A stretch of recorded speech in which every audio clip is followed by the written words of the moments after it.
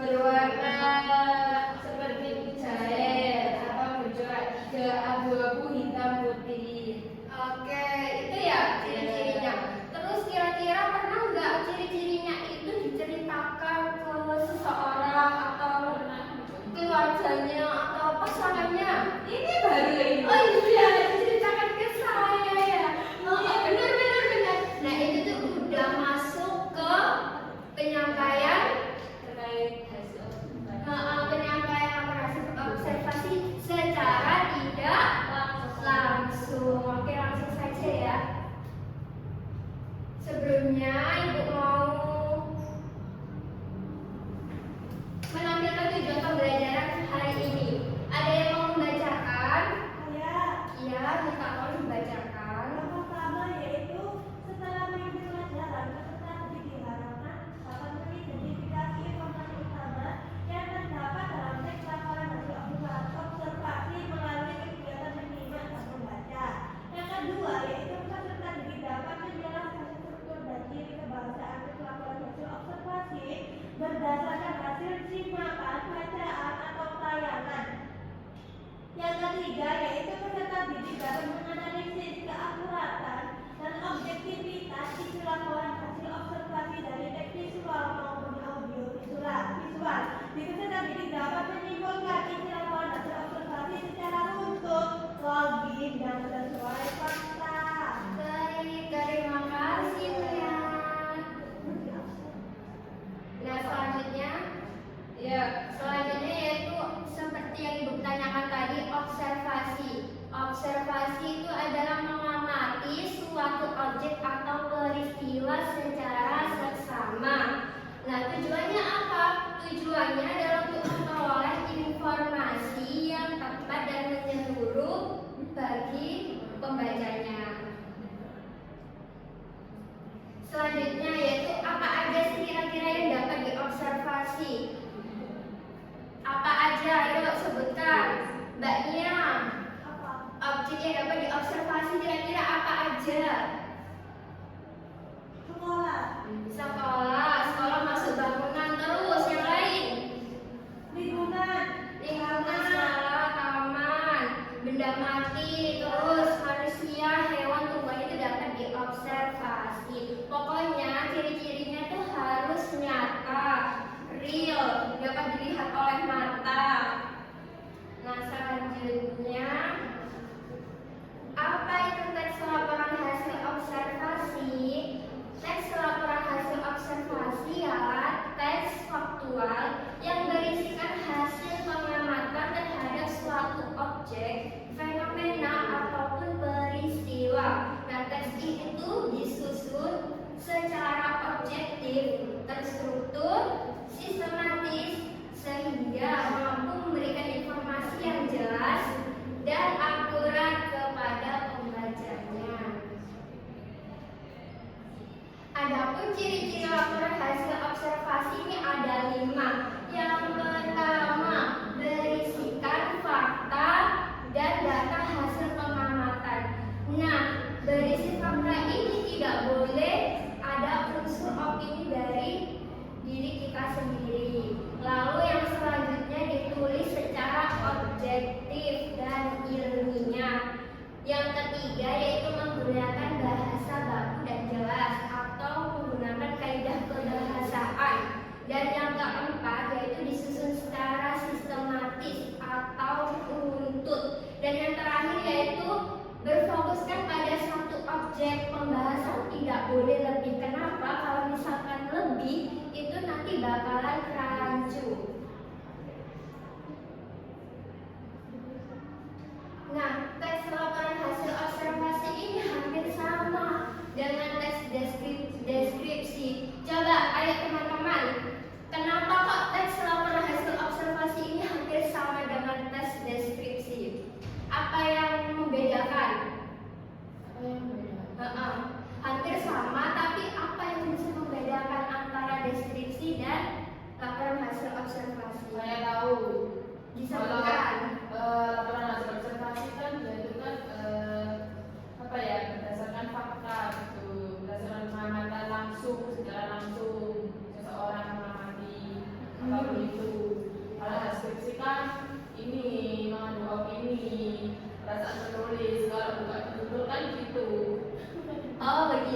baik, terima kasih Sosmita.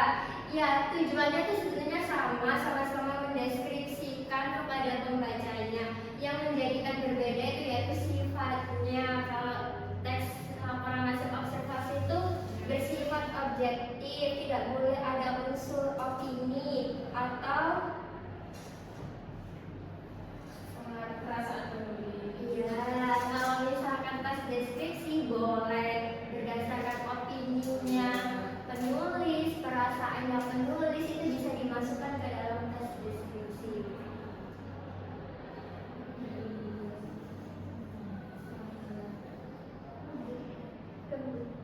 Yang selanjutnya yaitu struktur teks laporan hasil observasi ini ada 3.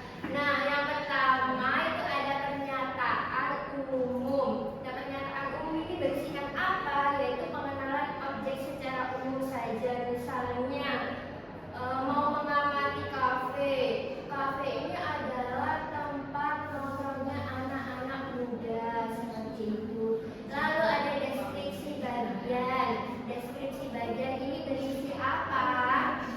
Berisi detail bagian-bagian objek yang diamati. Lalu yang terakhir ini ada deskripsi manfaat, yaitu penjelasan mengenai kegunaan atau manfaat objek. Nah, dalam teks laporan hasil observasi ini harus mengandung unsur kaidah kebahasaan untuk melengkapi untuk menyusun sebuah laporan teks laporan hasil observasi itu sendiri. Yang pertama yaitu berisikan ada kalimat definisi. Nah, kalimat definisi ini biasanya berada di deskripsi umum, yaitu digunakan untuk memberikan penjelasan atau batasan umum tentang objek yang diamati. Lalu yang kedua ada kalimat deskripsi. Nah, kalimat deskripsi ini biasanya ada di dalam bagian deskripsi bagian, yaitu digunakan untuk menjelaskan bagian-bagian atau ciri-ciri khusus sifat objek secara lebih rinci.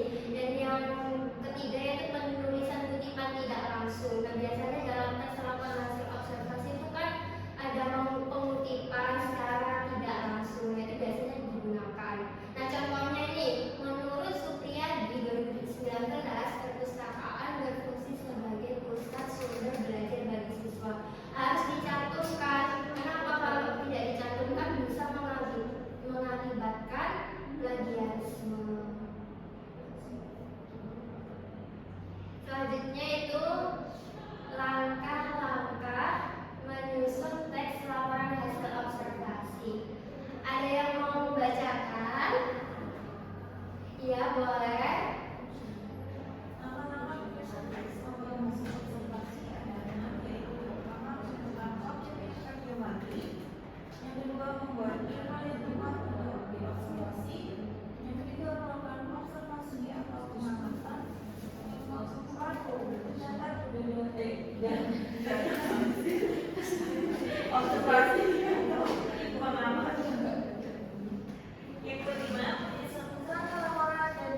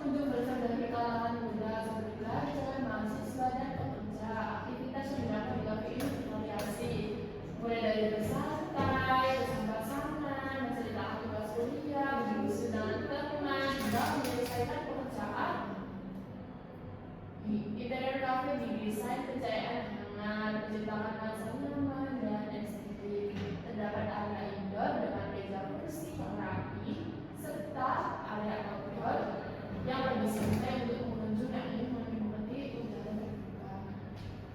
Lokasinya yang strategis di daerah Ngagel, Surabaya, serta tata ruang yang mendukung semakin menjadikan Bento Kopi sebagai tempat favorit untuk bersantai maupun beraktivitas produktif. Baik, terima kasih. Jadi ini tuh contoh dari deskripsi bagian yang menjelaskan rincian-rincian dari Bento Kopi. Sudah paham belum? Deskripsi umum, deskripsi bagian. Apa bedanya? Coba ulang Bu, yang tadi Bu, yang umum. Yang deskripsi umum yaitu menjelaskan secara umum mengenai kafe. Oh iya, ini bagian-bagiannya ya Bu. Ya, ini Isinya bagian gitu ya. Iya, rincian. Oh iya, ya paham. Sudah paham? Paham Bu. Oke, lanjut sekarang ke deskripsi manfaat. Saya lagi ya Bu. Gantian dong. Mau? Saya boleh Saya Mbak Dila. gila dulu. Contoh deskripsi manfaat penggunaan objek yang diamati. Bento Kopi bermanfaat sebagai tempat yang tidak hanya sekedar menyediakan makanan dan minuman, tetapi juga wadah interaksi sosial, diskusi, dan kerja produktif. Suasana yang kondusif mendukung kreativitas anak muda dalam mengerjakan tugas maupun pekerjaan.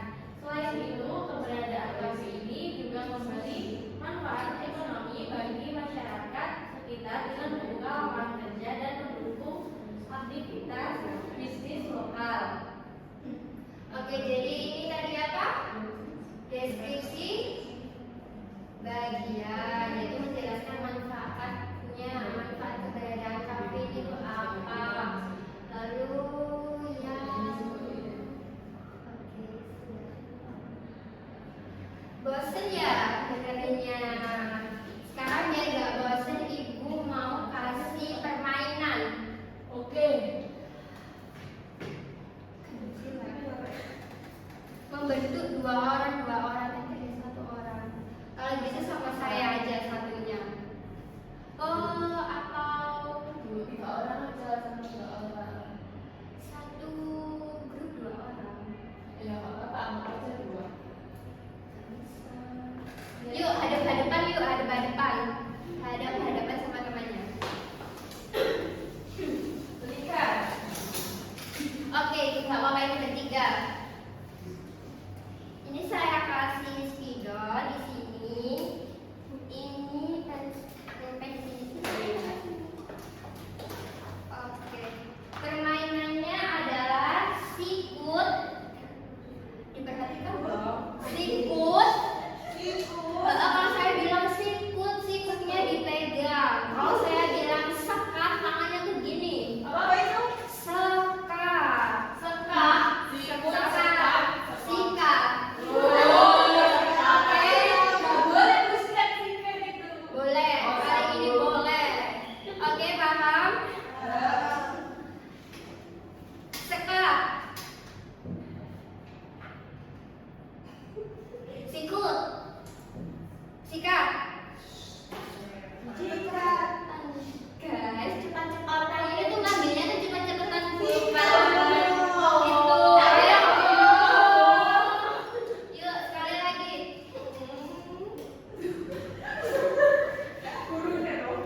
Ayo, taruh tengah. Yuk, ini yang bertiga harus lebih kompak dari mereka berdua.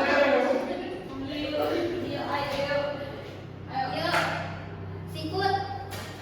Sikut, bahasa kita.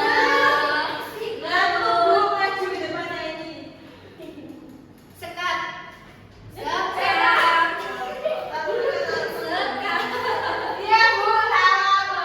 Oke, sikut. Sikut. Sikut. Sekat. Sikat. Siapa yang dapat? Siapa yang dapat? Siapa yang dapat? Mbak Dila. Coba yang dapat Alhamdulillah. Coba yang gampang maju ke depan.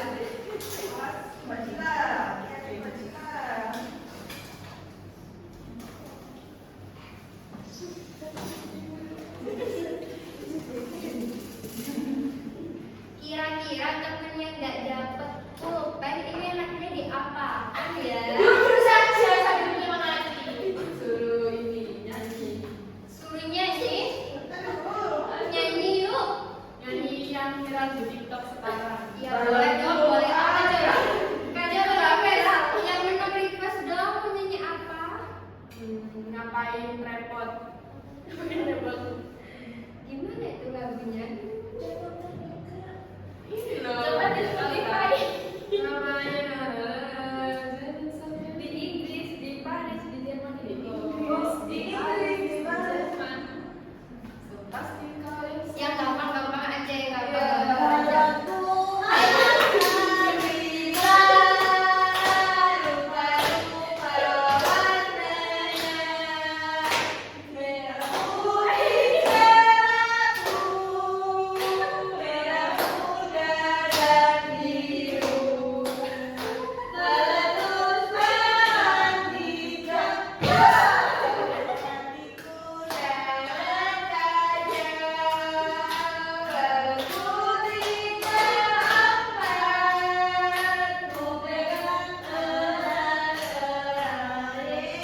Terima kasih. Silakan duduk. Sekarang sudah paham mengenai tes laporan hasil observasi? Sudah paham ya sekarang